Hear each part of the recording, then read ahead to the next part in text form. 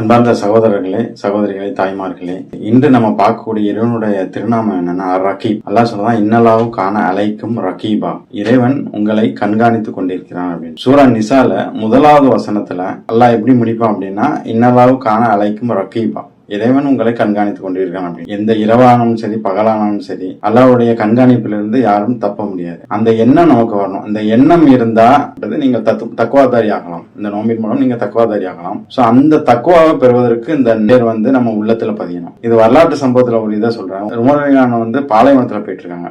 அந்த ஆடு மேய்க்கும் சிறுவன்ட்ட கேட்காங்க, அவனுடைய இறையச்சத்தை டெஸ்ட் பண்ணதுக்காண்டி எனக்கு இதுல ஒரு ஆட்டை நீ கொடுத்துரு, விலைக்குத்தா அப்படிங்கும்போது அவன் சொல்றான், இது நான் இதற்கு உரிமையாளன் அல்ல, இந்த ஆட்டோடைய எஜமான் இங்க இல்லை, நான் இந்த ஆட்டை உங்களுக்கு கொடுக்க முடியாது அப்படிங்க.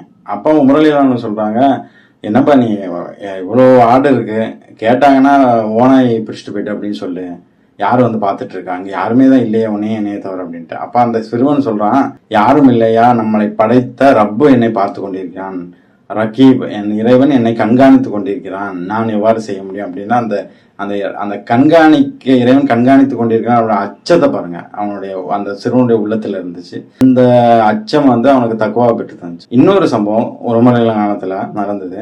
பைத்துல் மாலுக்கு பாலை கொடுக்கறதுக்காண்டி ஒவ்வொரு வீட்டுல பால் கொடுப்பாங்க. அப்போது ஒரு தாய் சொல்றான் அவங்க பொண்ணுகிட்ட, நீ பால்ல தண்ணியை கலந்துருமா அப்படிங்கும்போது, யார் பார்த்துட்டு இருக்காங்க, உமரே இல்லையா அப்படின்ட்டு அந்த தாய் சொல்றான். உமர் பார்க்காட்ட என்ன, உமரை படைத்த இறைவன் பார்த்துட்டு இருக்கானே, நான் தண்ணி கலந்தா நாளை மறுமையில் நான் அதற்காக அல்லாஹ்விட்ட நான் பேர் சொல்லணுமே அப்படின்ட்டு அந்த பொண்ணு சொல்றான். இது நகர்வலம் போயிட்டு இருக்கும்போது உமர் ரலியல்லாஹு இந்த காட்சியை பார்க்காங்க. பார்த்துட்டு இந்த பெண்ணுடைய அந்த அச்சத்துக்காண்டி, அந்த தக்குவாவுக்காண்டி, அந்த ரகீப் அல்லாஹ் என்னை கண்காணித்து கொண்டிருக்கிறான் என்ற எண்ணத்துக்காண்டி அவருடைய பையன் அசீம் ரலியல்லாஹு அவங்கள திருமணம் முடிச்சு வைக்காங்க. ஸோ இப்படியாப்பட்ட படிப்பினைகள் நமக்கு பெற்று தருந்த ரகீப் அப்படிங்கிறத நம்மளுடைய வார்த்தை. ஸோ நாமளும் எவ்வாறு இருக்கிறோம்னா, நம்ம அல்லாஹ் கண்காணித்து கொண்டிருக்கான். நான் ஹராமை சாப்பிடும்போது இந்த ஹராமை சாப்பிட்றதை யாரும் பார்க்கலனா அல்லாஹ் என்னை பார்த்து கொண்டிருக்கான். அந்த ரகீப் அந்த பேர் நமக்கு இந்த நோம்பலையும் நமக்கு தரும். ஏன்னா எந்த யாருமே இல்லைனாலும் என்னை இறைவன் பார்த்து கொண்டிருக்கான் அப்படிங்கிற எண்ணத்துல தான், கண்காணித்து கொண்டிருக்கான் எண்ணத்துல தான் நம்ம உணவு சாப்பிட மாட்டோம். உணவு முன்ன இருந்தாலும் தனியா இருந்தாலும் எந்த விதமான பாவ செயல்களிலும் ஈடுபட மாட்டோம்.